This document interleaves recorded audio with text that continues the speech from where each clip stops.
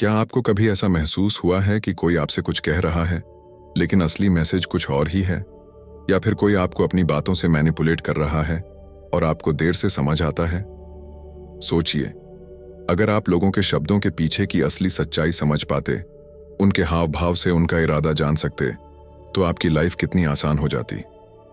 Read people like a book एक ऐसी किताब है जो आपको लोगों को समझने, पढ़ने और उनके इरादों को डिकोड करने की ताकत देती है। यह सिर्फ एक बुक नहीं, बल्कि एक सीक्रेट टूल है जो आपको लाइफ के हर इंटरेक्शन में एडवांटेज देगा। क्या आप झूठ और सच्चाई में फर्क करना चाहते हैं? क्या आप किसी के मन में क्या चल रहा है यह बिना पूछे जानना चाहते हैं? इस बुक में ऐसे ही साइकोलॉजिकल और बॉडी लैंग्वेज के डीप सीक्रेट्स बताए गए हैं जो आपको एक मास्टर ऑब्जर्वर बना सकते हैं। इस किताब के लेखक पैट्रिक किंग एक सोशल स्किल्स कोच और बेस्ट सेलिंग ऑथर हैं जो साइकोलॉजी, कम्युनिकेशन और ह्यूमन बिहेवियर पर कई गहरी रिसर्च कर चुके हैं। उन्होंने इस बुक में वो प्रैक्टिकल टेक्निक्स शेयर की हैं जो आपको लोगों को सिर्फ देखकर समझने की स्किल देंगी। यह किताब उन लोगों के लिए है जो खुद को स्मार्ट, शार्प और अनमोल डिसीजन लेने में एक्सपर्ट बनाना चाहते हैं। अगर आपको इस तरह की डीप साइकोलॉजिकल और मोटिवेशनल समरीज पसंद आती हैं, तो हमारे चैनल द ग्रेट राठौर को जरूर सब्सक्राइब करें। यहाँ आपको हर हफ्ते ऐसी किताबों की समरी मिलेगी जो आपकी सोच को बदल सकती हैं, आपकी पर्सनालिटी को अपग्रेड कर सकती हैं और आपको एक नए लेवल पर ले जा सकती हैं। अब कमेंट सेक्शन में बताइए, आपने आखिरी बार किसी के झूठ को कैसे पकड़ा था? क्या आप कभी किसी की बॉडी लैंग्वेज से समझ गए कि वो सच नहीं बोल रहा? अपनी स्टोरी जरूर शेयर करें, क्योंकि हो सकता है आपकी एक कहानी किसी और की आंखें खोल दे। हर इंसान किसी न किसी चीज से प्रेरित होता है और यही प्रेरणा उसके व्यवहार को निर्धारित करती है। जब आप किसी व्यक्ति को समझने की कोशिश करते हैं, तो सबसे पहले यह जानना जरूरी होता है कि उसे कौन सी चीज प्रेरित कर रही है, क्योंकि किसी भी इंसान के विचार, निर्णय और हरकतें उसकी गहरी इच्छाओं और जरूरतों से प्रभावित होती हैं। अगर आप यह समझ जाते हैं कि सामने वाला व्यक्ति किस चीज के लिए काम कर रहा है, क्या हासिल करना चाहता है और किन चीजों से बचना चाहता है, तो आप उसके अगले कदम की भविष्यवाणी कर सकते हैं। यही वजह है कि मोटिवेशन को एक बिहेवियरल प्रेडिक्टर कहा जाता है। सोचिए, अगर कोई व्यक्ति पैसों के लिए किसी जॉब में है तो उसका रवैया और होगा, लेकिन अगर वही इंसान अपनी क्रिएटिव सेटिस्फैक्शन के लिए उस जॉब में है तो उसका बिहेवियर पूरी तरह अलग होगा। पैसा, पावर, पहचान, प्यार, सेफ्टी, ग्रोथ, सर्वाइवल, ये कुछ ऐसी बुनियादी चीजें हैं जो लोगों को मोटिवेट करती हैं। जब आप किसी व्यक्ति के इनर मोटिवेशन को समझ लेते हैं, तो आप उसके फैसलों और एक्शंस को बेहतर तरीके से प्रिडिक्ट कर सकते हैं। मोटिवेशन को पहचानने के लिए एक आसान तरीका है किसी के पिछले फैसलों और व्यवहारों का विश्लेषण करना। लोग बार बार उन्हीं पैटर्न्स को दोहराते हैं जो उनकी बेसिक जरूरतों और इच्छाओं को पूरा करते हैं। उदाहरण के लिए, अगर कोई व्यक्ति हमेशा दूसरों को इम्प्रेस करने की कोशिश करता है, तो संभव है कि वह पहचान और स्वीकृति की चाह में ऐसा कर रहा हो। अगर कोई हर सिचुएशन में खुद को बचाने की कोशिश करता है, तो उसकी मोटिवेशन सुरक्षा हो सकती है। अगर कोई इंसान हर समय अपने करियर को लेकर चिंता करता है, तो उसकी प्रेरणा प्रोफेशनल ग्रोथ हो सकती है। लोगों को पढ़ने में यह समझना बेहद जरूरी है कि मोटिवेशन हमेशा कॉन्शियस लेवल पर नहीं होता। कई बार लोग खुद भी यह नहीं जानते कि वे किसी खास तरीके से व्यवहार क्यों कर रहे हैं। वे सिर्फ यह महसूस करते हैं कि उन्हें कुछ करने की जरूरत है, लेकिन वे इसके पीछे की असली वजह नहीं समझ पाते। यही कारण है कि बॉडी लैंग्वेज और माइक्रो एक्सप्रेशंस को पढ़ना इतना जरूरी हो जाता है। शब्दों से ज्यादा किसी की आंखों की हलचल, चेहरे की बारीक अभिव्यक्तियां, उनके हाथों की हरकतें और उनके बोलने के तरीके से यह पता लगाया जा सकता है कि उनकी असली प्रेरणा क्या है। एक महत्वपूर्ण चीज जो हमें समझनी चाहिए वह यह है कि लोग केवल किसी चीज को पाने की प्रेरणा से नहीं चलते, बल्कि कई बार किसी चीज से बचने की कोशिश भी उनकी मोटिवेशन होती है। उदाहरण के लिए, कोई व्यक्ति खुद को हमेशा बिजी रखता है क्योंकि वह अपनी असुरक्षाओं से बचना चाहता है। कोई रिश्तों में ज्यादा इन्वेस्ट करता है क्योंकि उसे अकेले रहने का डर होता है। कोई बहुत ज्यादा पैसा कमाने की कोशिश करता है क्योंकि उसे गरीबी में रहने का डर होता है। जब आप यह समझ जाते हैं कि किसी का बिहेवियर उसकी मोटिवेशन से कैसे जुड़ा हुआ है, तो आप उसके साथ अपने इंटरेक्शन को भी बेहतर बना सकते हैं। अगर आपको पता है कि कोई व्यक्ति प्रशंसा और पहचान की तलाश में है, तो आप उसे थोड़ा सपोर्ट और सराहना देकर आसानी से इन्फ्लुएंस कर सकते हैं। अगर कोई व्यक्ति सुरक्षा चाहता है, तो आप उसे स्टेबिलिटी और भरोसा देने वाली बातें करके उसके विश्वास को जीत सकते हैं। मोटिवेशन को समझना न सिर्फ दूसरों को पढ़ने के लिए जरूरी है, बल्कि यह आपकी खुद की लाइफ के लिए भी बेहद अहम है। जब आप खुद को समझते हैं कि आपको असल में क्या चाहिए और आपके बिहेवियर के पीछे कौन सी गहरी इच्छाएं काम कर रही हैं, तो आप अपने फैसलों को ज्यादा क्लियरिटी और कंट्रोल के साथ ले सकते हैं। आखिरकार, यह समझना कि लोग क्या चाहते हैं और वे किस वजह से वैसा व्यवहार कर रहे हैं, आपको एक एडवांटेज देता है। यह स्किल आपको लोगों के बीच ज्यादा कॉन्फिडेंट और स्मार्ट बना सकती है। आप आसानी से समझ सकते हैं कि कौन सा व्यक्ति ईमानदार है, कौन सा आपको सिर्फ अपनी जरूरतों के लिए इस्तेमाल कर रहा है और किसे आपकी परवाह है। हर व्यक्ति के बिहेवियर के पीछे एक मोटिवेशन होता है। अगर आप ध्यान से देखेंगे तो आपको हर इंसान के पैटर्न्स दिखने लगेंगे, और एक बार जब आप यह पैटर्न्स समझना सीख जाएंगे, तो आप सच में लोगों को एक किताब की तरह पढ़ने लगेंगे। हम अक्सर लोगों के शब्दों पर भरोसा कर लेते हैं, लेकिन असली सच्चाई उनकी बॉडी लैंग्वेज और चेहरे के एक्सप्रेशंस में छिपी होती है। कोई कितना भी कोशिश कर ले, लेकिन उसका शरीर और हाव भाव उसकी असली भावनाओं और इरादों को प्रकट कर ही देता है। अगर आप इस साइंस को समझ लेते हैं, तो आप सिर्फ लोगों की बातें ही नहीं, बल्कि उनकी असली सोच और इमोशंस भी पढ़ सकते हैं। किसी का चेहरा, उसकी आंखें, उसके हाथों की मूवमेंट, उसकी बैठने चलने की स्टाइल, ये सब मिलकर एक क्लस्टर बनाते हैं जो उसकी मानसिक स्थिति को दर्शाते हैं। इन क्लस्टर्स को सही ढंग से पढ़ने की कला ही लोगों को समझने की सबसे बड़ी कुंजी है।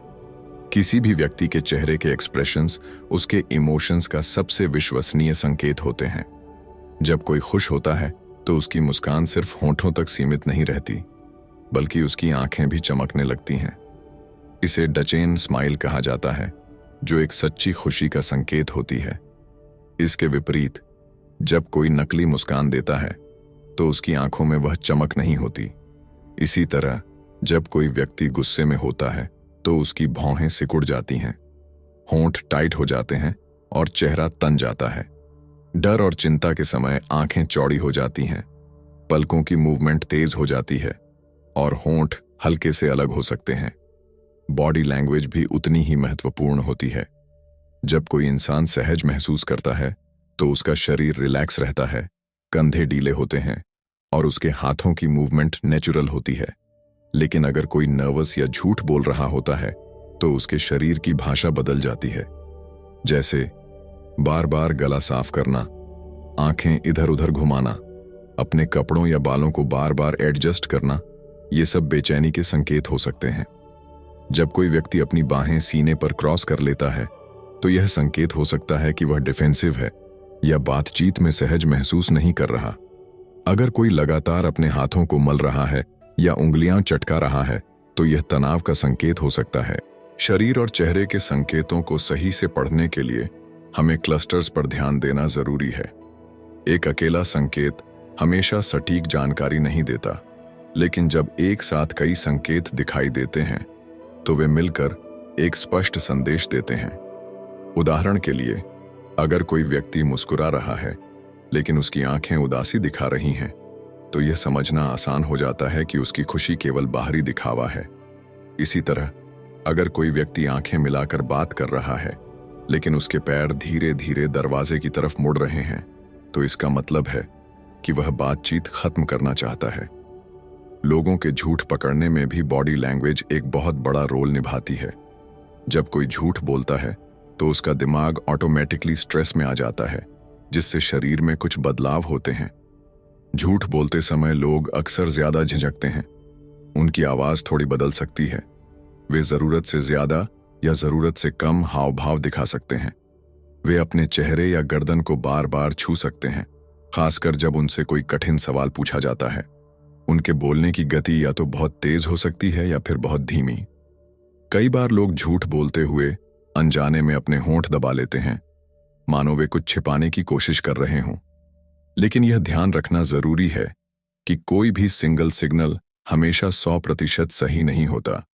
उदाहरण के लिए, अगर कोई व्यक्ति अपनी नाक छू रहा है तो इसका मतलब यह नहीं कि वह झूठ बोल रहा है, शायद उसे सच में खुजली हो रही हो। इसलिए हमें हमेशा क्लस्टर्स को देखना चाहिए, यानी कई संकेतों को एक साथ जोड़कर निष्कर्ष निकालना चाहिए। अगर किसी का चेहरा टाइट हो रहा है, वह अपनी नाक छू रहा है, उसकी आवाज असामान्य हो रही है और वह आंखें मिलाने से बच रहा है, तो यह संकेत हो सकता है कि वह सच नहीं बोल रहा। लैंग्वेज को पढ़ने की यह स्किल आपको हर जगह फायदा पहुंचा सकती है। इंटरव्यू में, डेटिंग में, बिजनेस मीटिंग्स में या फिर किसी अनजान व्यक्ति से बात करते समय। अगर आप समझ जाते हैं कि सामने वाला व्यक्ति क्या सोच रहा है, तो आप अपनी बातचीत को उसी हिसाब से ढाल सकते हैं। आप देख सकते हैं कि कौन आपके साथ ईमानदार है और कौन आपको सिर्फ अपनी जरूरतों के लिए इस्तेमाल कर रहा है। बॉडी लैंग्वेज, चेहरे के एक्सप्रेशंस और क्लस्टर्स को सही से पढ़ना एक आर्ट है जिसे अभ्यास के जरिए बेहतर बनाया जा सकता है।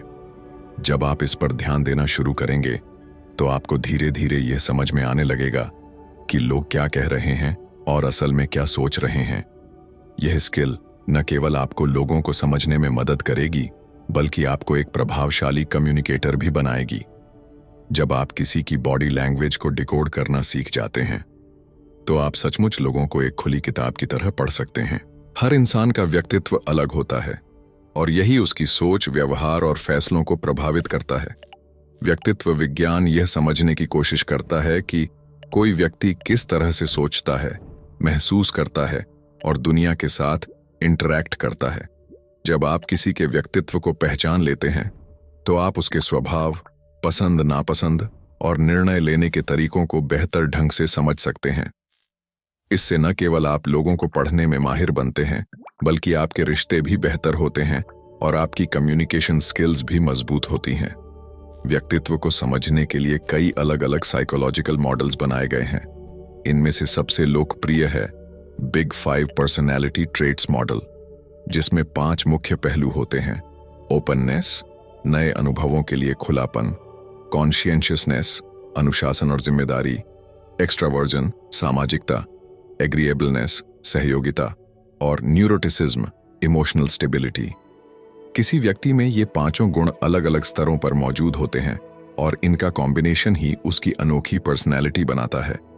उदाहरण के लिए, अगर कोई व्यक्ति हाई एक्सट्रावर्ट है, तो वह भीड़ में एनर्जी महसूस करता है, लोगों से जल्दी घुल मिल जाता है और ओपनली अपनी फीलिंग्स एक्सप्रेस करता है। वहीं एक इंट्रोवर्ट व्यक्ति ज्यादा सोचने समझने वाला होता है, गहरी बातचीत पसंद करता है और अकेले समय बिताने में सुकून महसूस करता है। एक और दिलचस्प तरीका है Myers Briggs type indicator MBTI, जो लोगों को 16 अलग अलग पर्सनैलिटी टाइप्स में विभाजित करता है।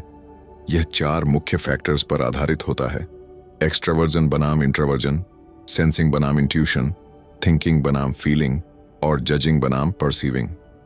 उदाहरण के लिए, एक ENTP पर्सनैलिटी वाला व्यक्ति बहुत क्रिएटिव, आर्ग्यूमेंटेटिव और तेज तर्रार हो सकता है, जबकि एक ISFJ व्यक्ति शांत, केयरिंग और अनुशासित हो सकता है।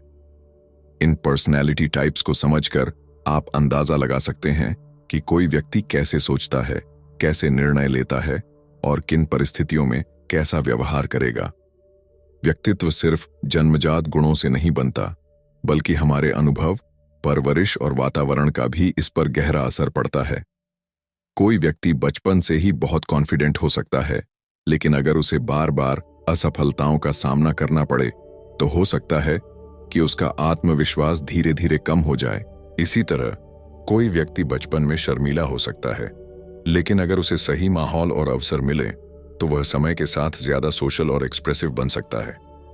एक और दिलचस्प पहलू यह है कि लोग अक्सर अलग अलग सिचुएशंस में अलग अलग तरह से व्यवहार करते हैं। उदाहरण के लिए, एक व्यक्ति ऑफिस में बहुत प्रोफेशनल और सीरियस हो सकता है, लेकिन दोस्तों के बीच वह मजाकिया और चिल्ड आउट नजर आएगा। इसलिए किसी के व्यक्तित्व को सिर्फ एक ही सेटिंग में देखकर जज करना सही नहीं होता।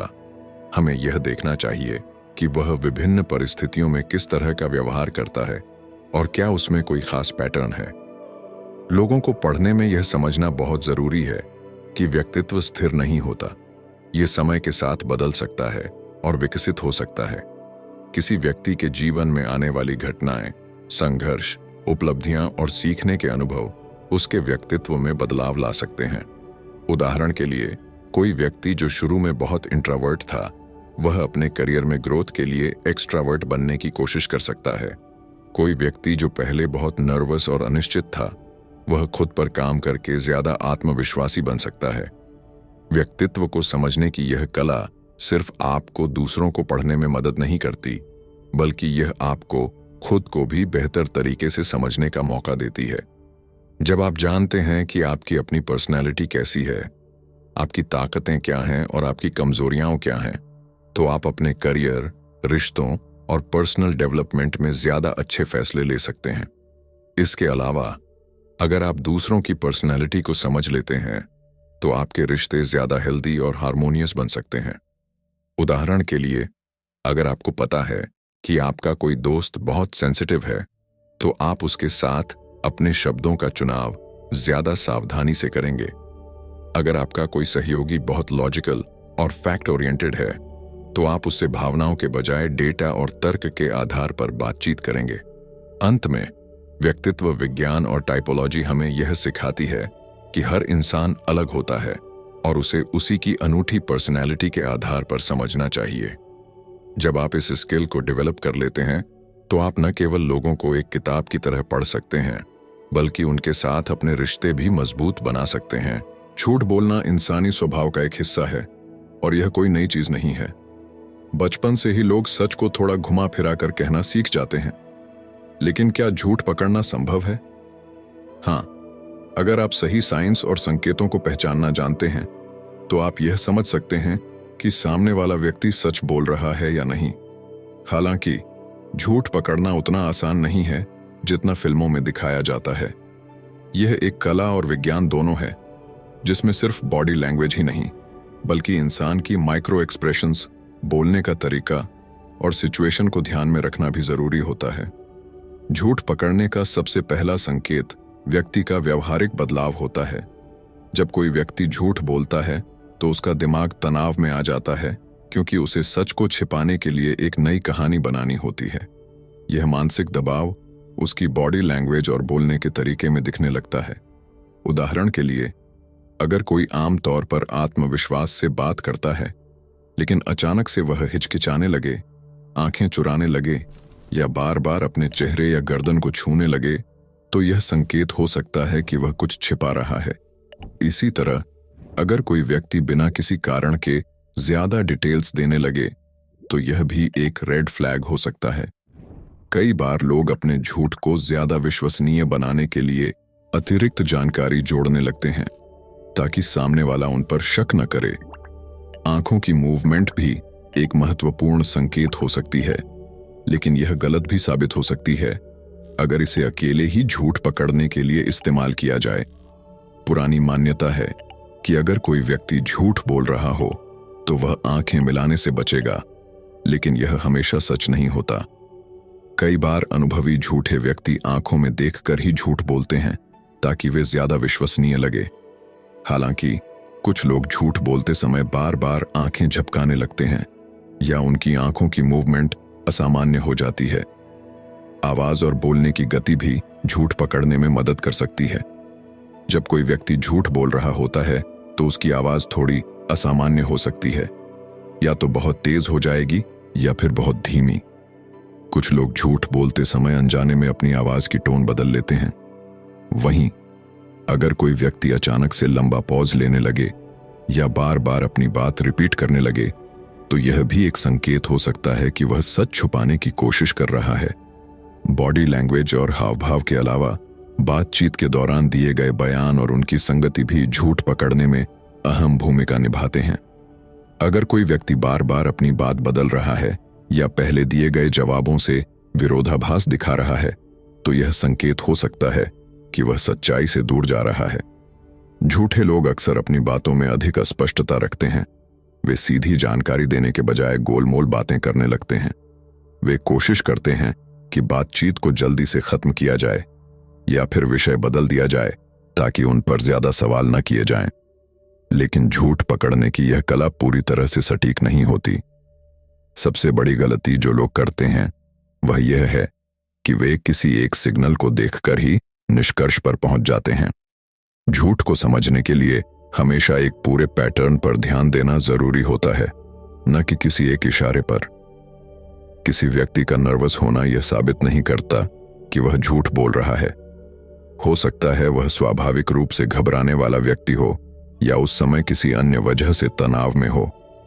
इसी तरह आंखें मिलाना या न मिलाना भी झूठ की गारंटी नहीं देता, क्योंकि हर व्यक्ति की कम्युनिकेशन स्टाइल अलग होती है। इसके अलावा झूठ पकड़ने में सांस्कृतिक और व्यक्तिगत विविधताओं का भी ध्यान रखना जरूरी है। अलग अलग संस्कृतियों में लोगों की बॉडी लैंग्वेज अलग होती है। कुछ संस्कृतियों में आंख मिलाकर बात करना आदर का संकेत माना जाता है, जबकि कुछ में यह असभ्य समझा जाता है। इसी तरह कुछ लोग स्वाभाविक रूप से ज्यादा हाथ हिलाते हैं, जबकि कुछ बहुत कम हाव भाव दिखाते हैं। इसलिए झूठ पकड़ने के लिए हमेशा व्यक्ति के सामान्य व्यवहार को पहले समझना जरूरी होता है। झूठ पकड़ने की इस तकनीक का सबसे अधिक उपयोग पुलिस, जांच एजेंसियों और साइकोलॉजिस्ट्स द्वारा किया जाता है, लेकिन यह आम लोगों के लिए भी बहुत फायदेमंद हो सकती है।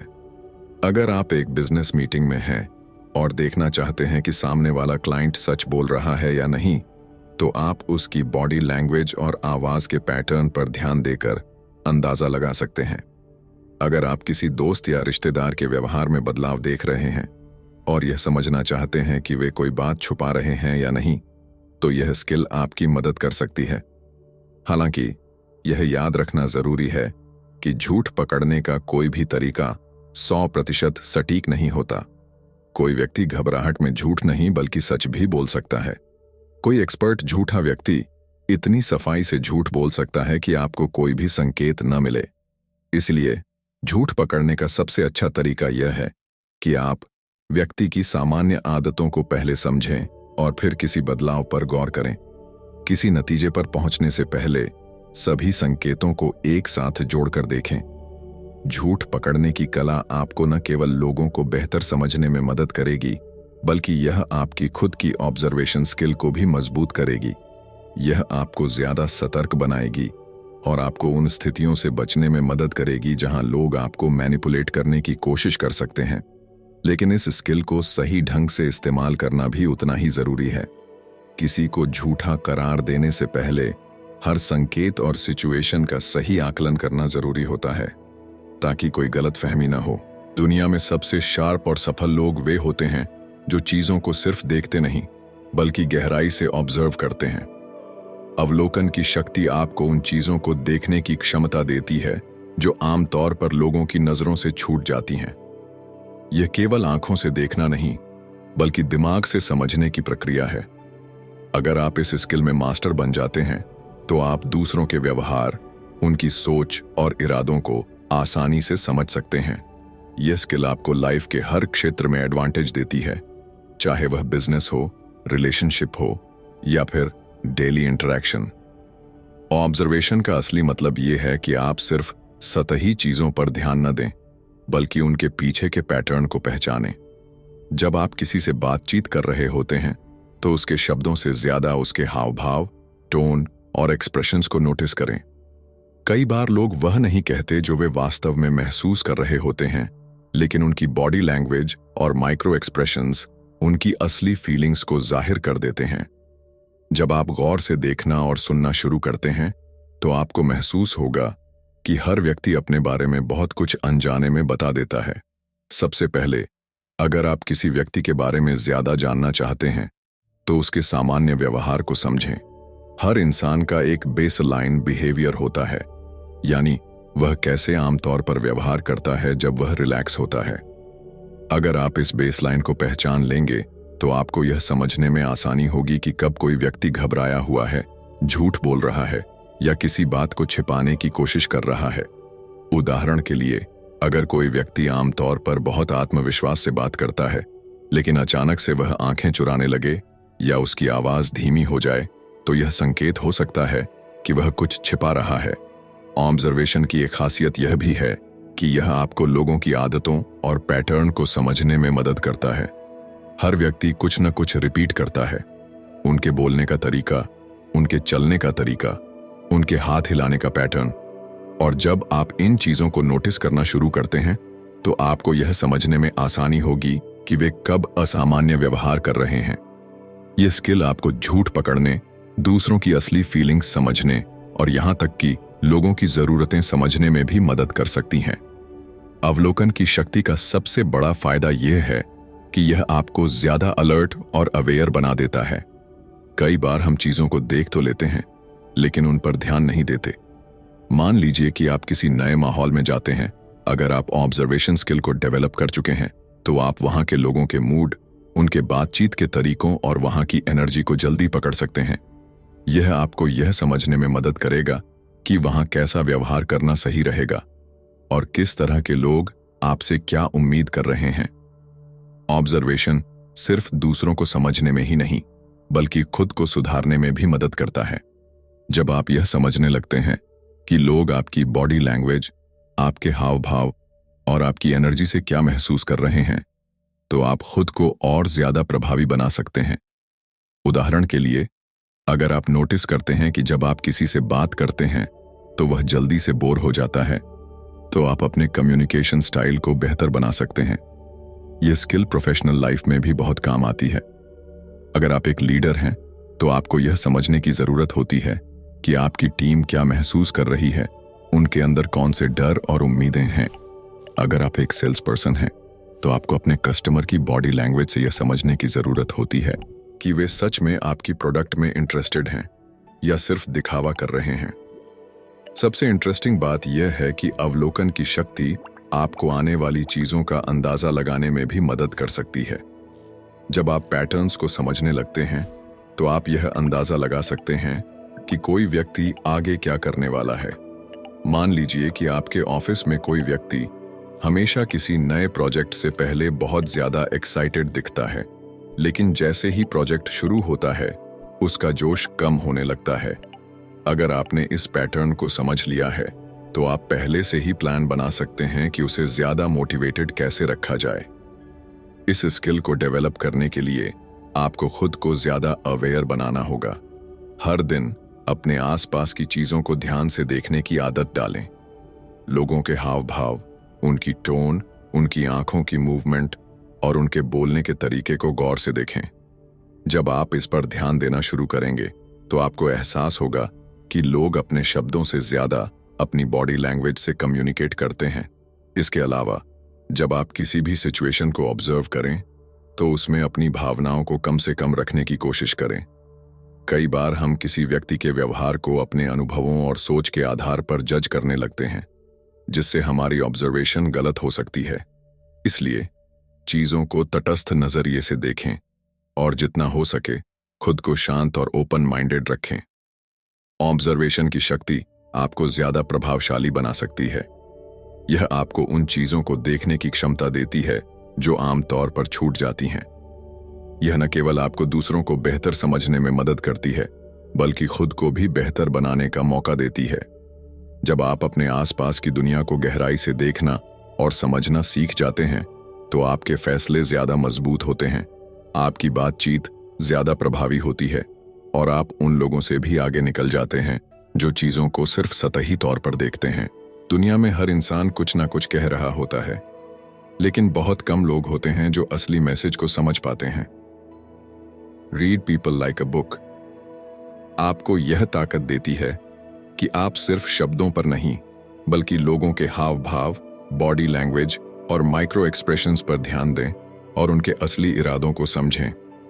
इस किताब में 5 मुख्य विषयों को कवर किया गया है।